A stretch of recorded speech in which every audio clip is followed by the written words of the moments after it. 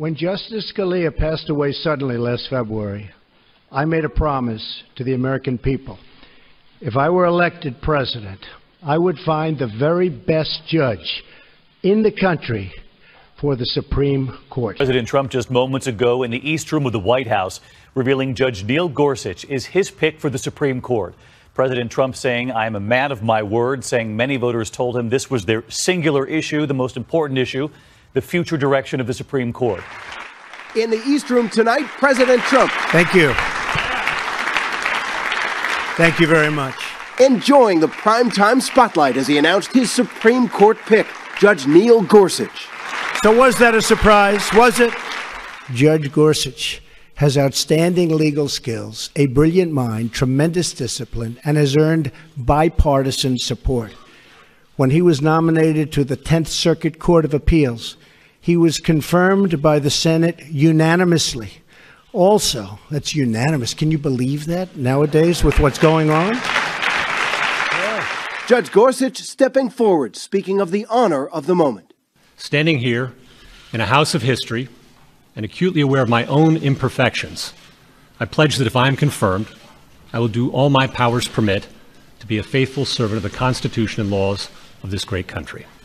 A judge who likes every outcome he reaches is very likely a bad judge, stretching for results he prefers rather than those the law demands. I am so thankful tonight for my family, my friends, and my faith. Gorsuch, 49, a federal appeals court judge in Denver with sterling credentials, Harvard Law, Oxford University, known as a fine writer and a staunch conservative in the mold of Justice Scalia. Not only are we looking at the writings of the nominee, and I studied them closely, but he is said to be among the finest and most brilliant, oftentimes, the writings of any judge for a long, long time. I studied every aspect of his life. He could have had any job at any law firm for any amount of money. But what he wanted to do with his career was to be a judge, to write decisions, and to make an impact by upholding our laws and our Constitution. My next guest was in the East Room as the president announced his choice for Supreme Court. President of the Family Research Council, one of the country's leading evangelical conservatives, Tony Perkins. Tony, great to have you with us. Good evening, Lou. I'm going to just take a wild stab at it. You're pleased? How pleased are you?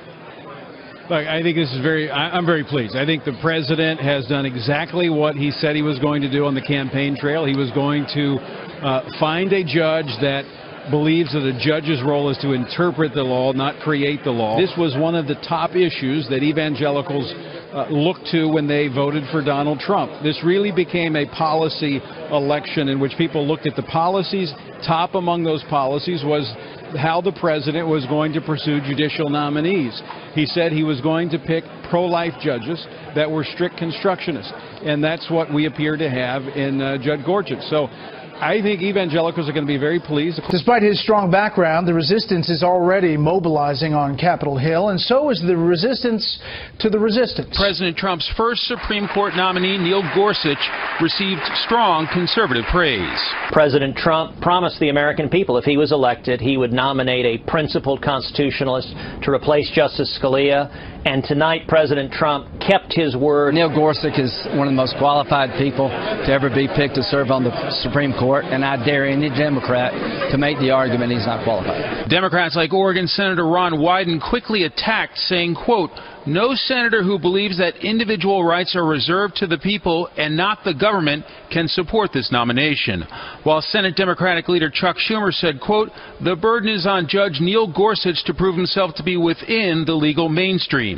The timing of the announcement comes on a day when Senate Finance Democrats boycotted a hearing to vote on the nominations of the next Treasury and Health and Human Services secretaries. And Democrats on the Judiciary Committee forced a delay on voting on Senator Jeff Sessions to be the next Attorney General. Oregon Democrat Senator Jeff Merkley has signaled he's ready to fight, telling supporters this Supreme Court seat was stolen from President Obama since Judge Merrick Garland never got a vote, and said he won't be, quote, complicit in this theft. According to the Associated Press, former President Barack Obama's team is speaking out against Donald Trump. Obama's UN ambassador Samantha Power tweeted the day Trump was inaugurated, "Raise your hand if you're ready to defend everything we have built together these last 8 years, at home and abroad." A week later, Obama's national security advisor, Susan Rice, called Trump's restructuring of the National Security Council stone-cold crazy. However, it was Sally Yates, Obama's Deputy Attorney General, who spoke the loudest, directing the Justice Department to stop defending Trump's immigration order in court. Yates was swiftly removed from her position as acting Attorney General. One of the supporters of the nationwide anti-Trump protests is billionaire investor and philanthropist George Soros, who's well known for his charities around the globe, of course. Soros backed at least 50 groups involved in a mass women's march against Donald Trump's inauguration earlier this month. That event drew tens of thousands of protesters across the US alone. A mega fortune and a knack for success. George Soros, a man who's not used to losing. But can he take that kind of hit at 86? Well, the multi-billionaire has already had to face it on the home front when Hillary lost and Donald won. He funded her and loathed him. November 8th, boom. What we have here is an unexpected mega setback for George Soros. He's in deep trouble. Mr. Soros was born in Hungary. His life was marked by the mission, outside America, philanthropy in his homeland and to the east of it. In other words, pushing democracy in what used to be the communist bloc. Watch out for 3 capital letters, NGO.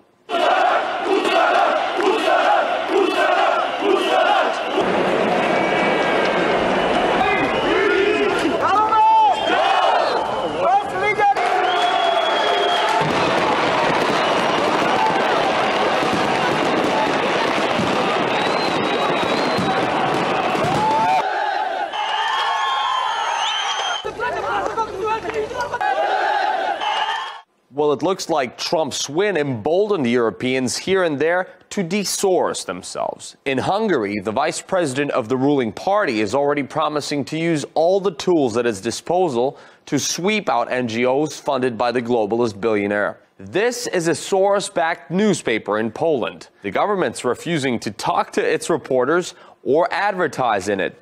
Oops. Or on a more grassroots level, activists in Macedonia. Yeah, there's been an attempt at regime change there lately.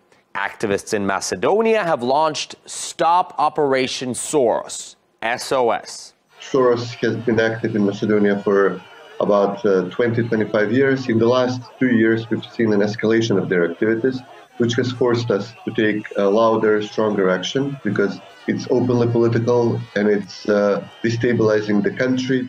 There's more. No kidding. George Soros is even accused of putting the right man on the throne in the Vatican. Not exactly the communist bloc. Catholics have written to Donald Trump. Investigate and sort it out. For real. The gloves are off.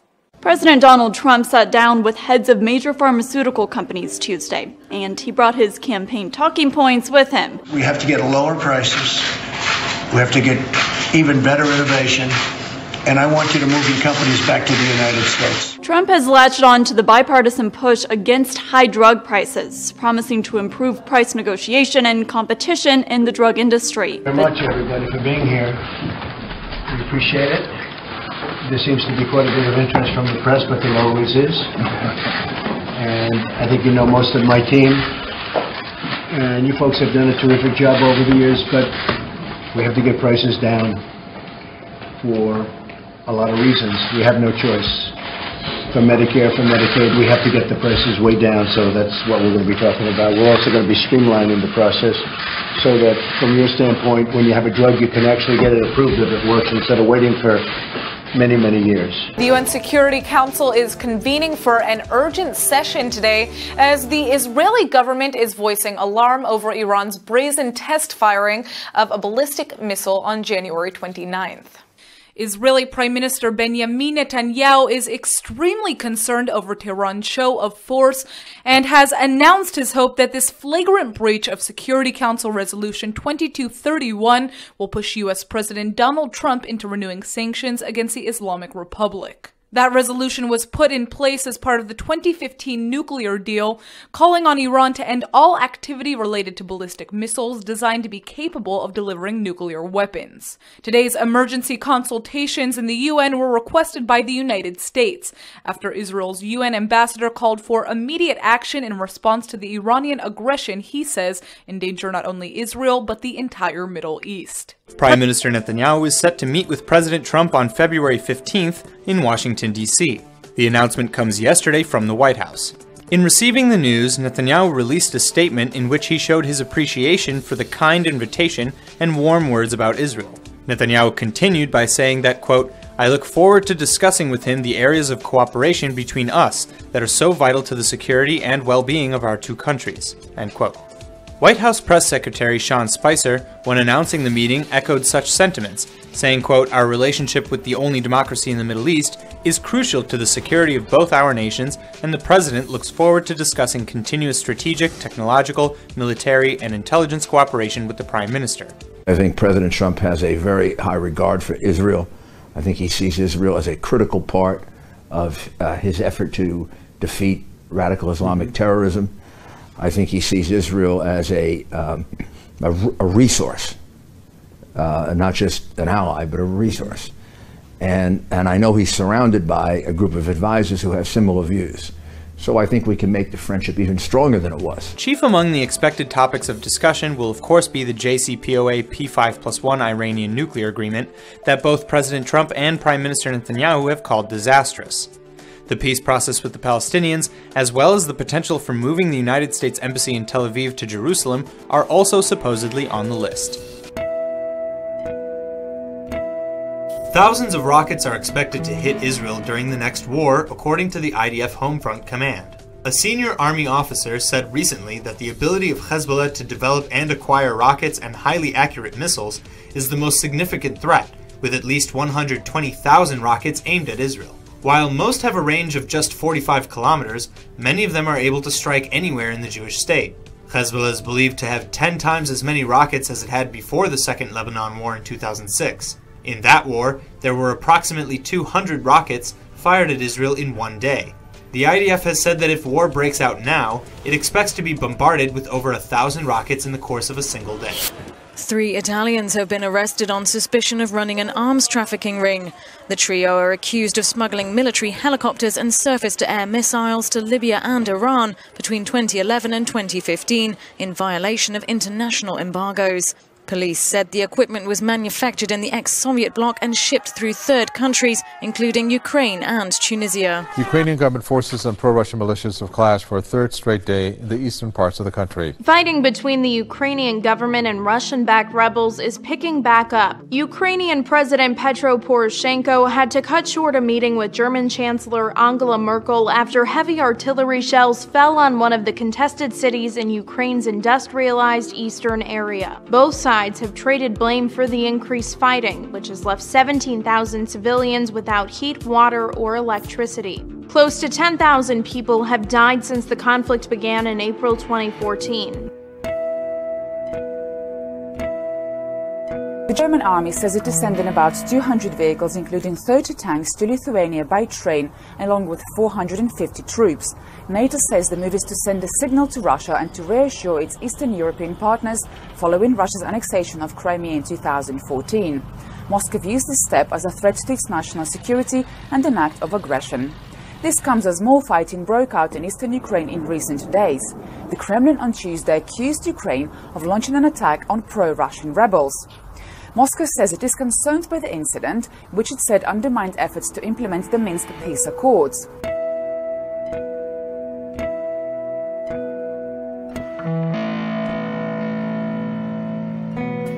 It's not a YouTube video from the Syrian civil war.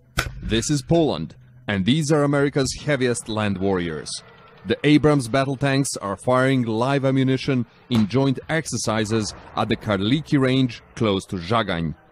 A U.S. armored brigade from the state of Colorado is taking part in the training, 3,500 strong. They are in Poland to deter a possible threat from Russia and support their NATO allies. I mean, the biggest reason we're here is really just to form a better bond between us and our NATO alliance. And I think that we're doing that already within the first, few weeks, month and a half that we've been here. And it's come along nicely. Nations in the region are seeking reassurance in the face of Russian activity.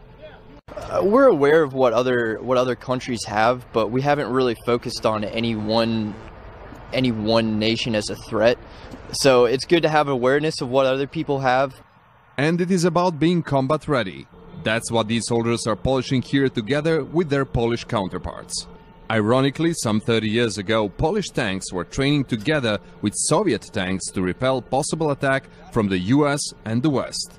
Today the tables are turned. 3 decades after, Polish troops are training in this same training ground together with US troops in order to try to repel possible threat from the east. Many of these soldiers are part of the biggest US deployment in Europe since the end of the Cold War. Well, we're excited. In the next week, we'll begin moving our soldiers and our personnel down to Romania and Bulgaria. So we'll be partnering with the Romanian and Bulgarian armies, and it's a great chance over the next 9 months to be able to train alongside them and just develop that capacity and trust. Equipment has been secured on the train, including tan-colored Humvees used during the Iraq and Afghanistan conflicts. Green paint is already on the way, so vehicles can blend into the European operations. But at this moment, the US and NATO maneuvers are very much visible and out in the open. US strategic military assets will be deployed to the Korean Peninsula sometime this month for the first time since the Trump administration took office. The U.S. Pacific Command says 12 F-16 fighter jets and 200 U.S. military personnel will be deployed at Osan Air Base, located some 60 kilometers south of Seoul. They'll be working with the South Korean Air Force for 6 to 9 months to monitor possible North Korean provocations. While North Korea's escalating nuclear threats continue to be a concern for Seoul and Washington, Lee Sun-jin, the chairman of South Korea's Joint Chiefs of Staff, requested that goals set during the first South Korea-U.S. Joint Defense Cooperation talks in December be implemented during his telephone talks with his U.S. counterpart, General Joseph Dunford. And finally tonight, the Factor Tip of the day, another example of political correctness ruining the planet. In Great Britain, the government-run National Health Service has been told to stop calling pregnant women expectant mothers. Why? Because some biological women who identify as men may be offended by the term mother. I got a term that includes mother. Nope, that would get me fired. That is insane. Next time I go to London, I'm going to ask all the pregnant women I see, are you an expectant mother? I hope I'm arrested. Factor Tip of the day, fight the madness. Meanwhile, overseas, Taiwan appears to be moving closer to allowing same-sex marriage. The tiny island nation would be the first in Asia to, in fact, allow it. Our Adriana Diaz is in Taipei, Taiwan, with a closer look then at what is driving this historic movement. While same-sex marriage has made progress in the West, here in the East, in Asia, it's not legal anywhere. In fact, homosexuality is a criminal offense in some countries. But here in more liberal Taiwan, the active gay community has pushed for same-sex marriage bills that are now under consideration. Taiwan's already known around Asia for its acceptance of gays and lesbians. It hosts Asia's largest pride parade. 80,000 attended this year's celebration. This temple was founded as a refuge for gays and lesbians, where at least 20 people a day come and pray for love. Its very existence is a symbol of Taiwan's open society. That openness was on display last month on Human Rights Day, when supporters flooded the streets outside the presidential office building. At night, the building was even lit in rainbow colors. The president inside has also spoken out in support. President Trump will uphold the Obama administration's LGBTQ workplace protections, the first government protections for federal workers based on gender identity. On Tuesday, January 31st, the White House said Trump, quote, continues to be respectful and supportive of LGBTQ rights, just as he was throughout the election. Activists expressed concern that Trump would rescind the order based on his chosen cabinet of officials who've tried to block or roll back LGBTQ protections in the past. The announcement follows worldwide protests over Trump's executive order temporarily banning nationals from 7 predominantly Muslim countries from entering the U.S. Austria may soon ban Islamic full-face veils in public places as part of a so-called integration law. The ban applies to the burqa and the niqab, which are veils worn by Muslim women that cover the whole face or only expose the eyes. The measures have to be voted on by Parliament before they're approved, but the ruling coalition's agenda was set Monday, January 30th. In a 35-page statement, the coalition wrote, quote, "We believe in an open society that is also based on open communication. Full-body veils in public spaces stand against that and will therefore be prohibited." The integration law would also require migrants to attend German language classes and value courses. Those who don't attend would have their social benefits cut. The statement goes on to say, quote, "Those who are not prepared to accept Enlightenment values will have to leave our country and society." The bill will be debated in Austrian Parliament this week. Look at this amazing cloud formation in Mexico. People are calling this the hand of God.